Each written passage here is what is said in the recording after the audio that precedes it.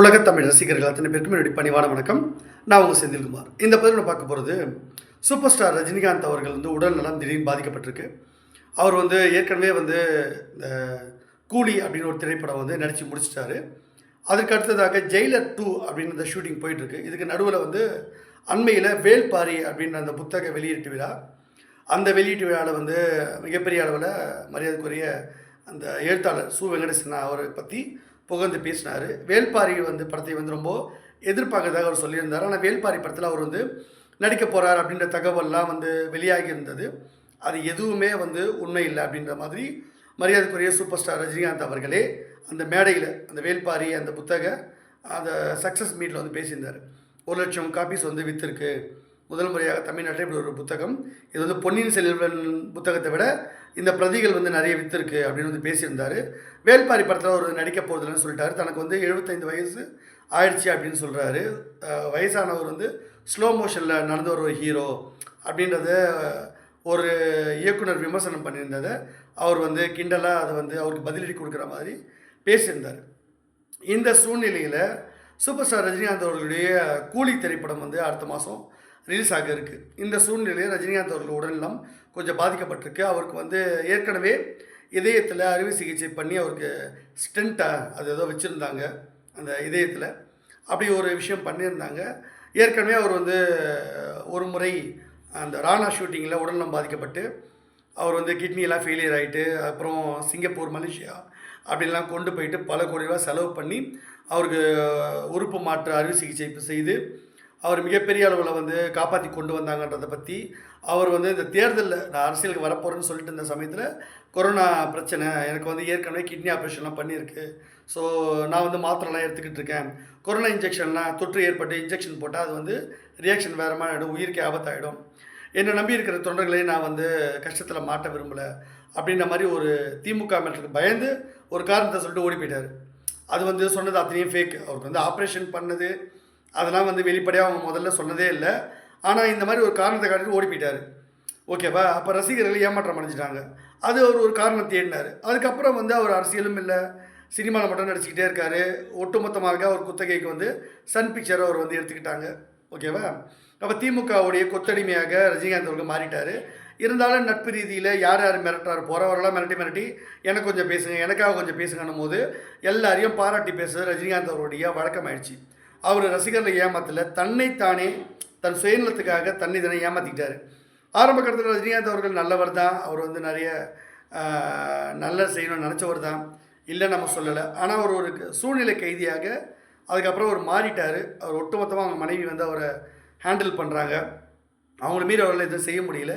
இவருக்கும் ரொம்ப தயக்கம் இருக்குது, ஒரு பயம் இருக்குது, எல்லாரையும் பகச்சிக்கணுமே, அரசியலுக்கு அதனால் அது எதுக்கு வம்பு, பேசாமல் நடிச்சிட்ட போயிடலாம், நம்ம எம்ஜிஆர்லாம் கிடையாது, எம்ஜிஆர்லாம் வர முடியாது, ஏதோ இவ்வளோ நாள் அரசியல் வரோன்னு சொல்லிட்டு ஏமாற்றிட்டோம், இதுக்கப்புறம் ஒன்றும் பண்ண முடியாது, ஒரு ஸ்டேஜில் முடியாதுன்ட்டார். ஸோ இதுக்கப்புறம் என்னாச்சுன்னா அவர் எந்த ப்ரெஸ் மீட்லேயும் பெருசாக அவருக்கு ப்ரொமோஷன் கிடையாது, ரசிகர்கள் கிடையாது, மன்றங்கள் கலைக்கப்பட்டாச்சு. அவருக்காக தோரணம் கட்டுறதுக்கோ கொண்டாடுறதுக்கோ பெரிய அளவில் ஒன்றும் இல்லை. அவர் பெய்டு ப்ரொமோஷன் மாதிரி பண்ணிக்கிட்டு இருக்காரு. இருந்தாலும் சன் பிக்சர் பெரிய அளவில் பண்ணாலும் அடிக்கடி சன் பிக்சர்ஸே ஒரு ஐடியா கொடுத்து என்ன பண்ணுவாங்கன்னா, ரஜினிகாந்த் சொல்லிவிட்டு உங்கள் படம் பெரிய அளவு ஓடணும், நீங்கள் பெரிய மாஸ் ஹீரோன்னு காட்டணுன்னா கொஞ்சம் இருக்கிற அந்த ரசிகர்கள் மட்டும் இல்லை, ஒட்டுமொத்தமாக உங்கள் மேலே ஒரு இமேஜ் இருக்குது, அதை பயன்படுத்தி நீங்கள் என்ன பண்ணுங்கள், அடிக்கடி ஒவ்வொரு திரைப்படம் ரிலீஸ் ஆகும்போது நம்ம நிறைய செலவு பண்ண வேண்டிய அவசியம் இல்லை.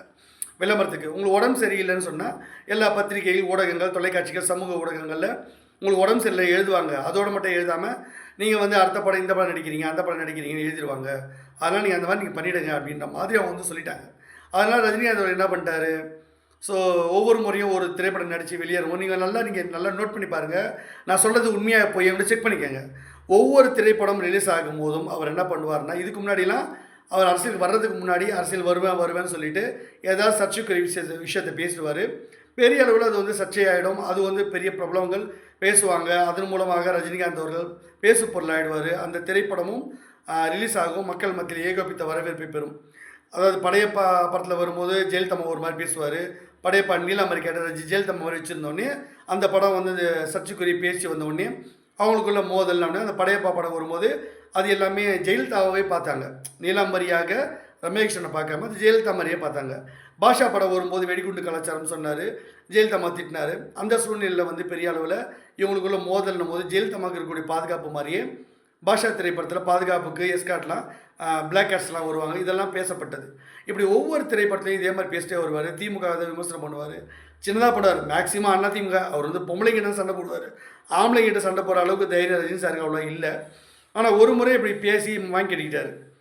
மரியாதைக்குரிய கலைஞர் அவர்கள்கிட்ட பேசிட்டு எதிர்ப்பா நல்லாட்சி ஒன்று வரணுன்ற மாதிரி பேசிட்டு, அதனால ராணா திரைப்படத்தில் அவருக்கு வந்து சோத்தில் விஷம் வச்சுட்டாங்க திமுக ஷூட்டிங் ஸ்பாட்டில் அப்படின்னு சொல்லிட்டு ஒன்றுமே இல்லாமல் எல்லாமே செயல்படாமல் போயிடுச்சு. உடல் உறுப்புகள் சொல்லி தான் ஆப்ரேஷன் பண்ணாங்க, போனாங்க வந்தாங்க. அது அதிகாரப்பூர்வமாக கிட்னி ஆப்ரேஷன்லாம் பண்ணாங்க, டிரான்ஸ்பிளான்ட்டு அப்படிலாம் எதுவுமே வந்து பெருசாக அவர் சொல்லலை. ஆனால் அதற்கு பிறகு தேர்தல் சமயத்தில் தான் விலக போகிறன்றக்காக அந்த காரணத்தை சொல்லிவிட்டு ஒதுங்கிட்டார். இப்போ வந்து அந்த மாதிரிலாம் எதுவும் சொல்ல முடியாது, அரசியல் பேச முடியாது. பேசினா ஊம குத்தா குத்துவாங்க, எல்லோரும் அடிப்பாங்க, எல்லா கட்சிக்காரரும் அடிப்பாங்க போகிற வரலாம். அதனால் என்ன பண்ணார், ரசிகர்களை இப்போ ஏமாற்ற முடியாது. அதனால் வந்து ஏதாவது ஒரு பப்ளிசிட்டி ஸ்டண்ட் அடிக்கிறதுக்காக அப்பப்போ அவருக்கு வேண்டிய மருத்துவமனை, அதாவது வேறு மருத்துவமனையெல்லாம் கண்டுபிடிச்சிருவாங்க. அதனால் திமுக ஆதரவு மருத்துவமனை வந்து காவேரி மருத்துவமனை. அந்த காவேரி மருத்துவமனையில் உள்ளே போயிட்டு படுத்துக்கிட்டு அவருக்கு வந்து திடீர்னு வந்து மாரடைப்பு, அதில் ஸ்டென்ட்டு வைக்கிறாங்க, அவருக்கு உடம்பு சரியில்லை, நீர் சத்து குறைபாடு, பிளட்டு பிரச்சனை, அது பிரச்சனை, இந்த பிரச்சனை, அவர் வந்து ஒரு 10 நாள் ரெஸ்ட் எடுக்கணும், பெரிய பிரச்சனை இல்லை அப்படின்ற மாதிரி சொல்லிட்டு இது பண்ணோடனே காசு கொடுத்து அந்த நியூஸை வந்து அந்த பெரிய அளவில் அந்த அந்த மருத்துவமனைக்கு என்ன கொடுக்கணுமோ கொடுத்துருவாங்க. அந்த அமௌண்ட்டு சும்மா உள்ளே போய் ரெஸ்ட் எடுத்துகிட்டு ரசிகர்களை முட்டாளாக்கிட்டு அந்த படத்துக்கு வந்து ப்ரொமோஷன். இப்போ கூட வந்து இந்த நியூஸ் பார்க்கும்போது என்ன நினைப்பாங்க எல்லாரும், ஐயோ ரஜினிகாந்த் பிரச்சனை இன்னும் பாருங்கள், இன்னொரு 10-15 நாளில் ரஜினிகாந்த் அவர்கள் இந்த கூலி திரைப்படம் ரிலீஸ் ஆகும்போது அடுத்ததாக ஜெயிலர் படம் 2 செகண்ட் பார்ட் வரும்போதும் பாருங்கள் இதை தான் பண்ண போகிறாரு. உடம்பு சில போய் படுத்துப்பார், நியூஸில் வரப்போகுது, ஐயோ என்னாச்சுன்னு ரசிகர்கள் அலருவாங்க, பொதுமக்கள் பார்ப்பாங்க, ஐயோ ரஜினிகாந்த் உடம்பு சரியில்லையா, என்னாச்சு இவ்வளோ வயசாகிடுச்சு, செத்துருவாரோ, இதுவாகிடுமோ அப்படின்னு வந்து ஃபீல் பண்ணுவான். அதுக்கப்புறம் வந்து அந்த பத்திரிகை தொலைக்காட்சி என்ன எழுதுவாங்க, இப்போ வந்து ஒரு அடுத்தபடியாக அந்த கூலின்ற படம் வந்து ரிலீஸ் ஆக போகுது, அந்த படத்தில் வந்து இந்த நடிகை இப்படி நடிச்சிருக்காங்க, அந்த நடிகர் நடிச்சிருக்காரு, இவர் இந்த கதாபாத்திரம் நடிச்சிருக்காரு, இந்த சூழ்நிலை அவருக்கு வந்து இப்போ உடம்பு சரியில்லை, அடுத்ததாக இந்த ஷூட்டிங் போயிட்டுருக்கு, ஜெயிலர் 2 படம் ஷூட்டிங் போயிருக்கு எப்படின்னு ப்ரொமோஷனை வந்து இலவசமாக தேடிக்கிறாரு. இது ரசிகர்களையும் மக்களையும் மீடியாக்களையும் ஏமாத்துகிற கேவலமான ஒரு செயல், மானங்கெட்ட செயல். இதுக்கு ரஜினிகாந்த் அவர்கள் இப்படி பழப்பு பழகிறதுக்கு பதிலாக நீங்கள் நேர்மையாக நடந்துக்கங்க, அதுதான் நான் சொல்ல வரேன். இப்படி எல்லாரையும் ஏமாற்றாதீங்க, ரொம்ப தப்பு. உங்கள் மேலே அன்பு வச்சுருக்கவங்கள இது பண்ணவங்க இப்படி ஏமாற்றாதீங்க.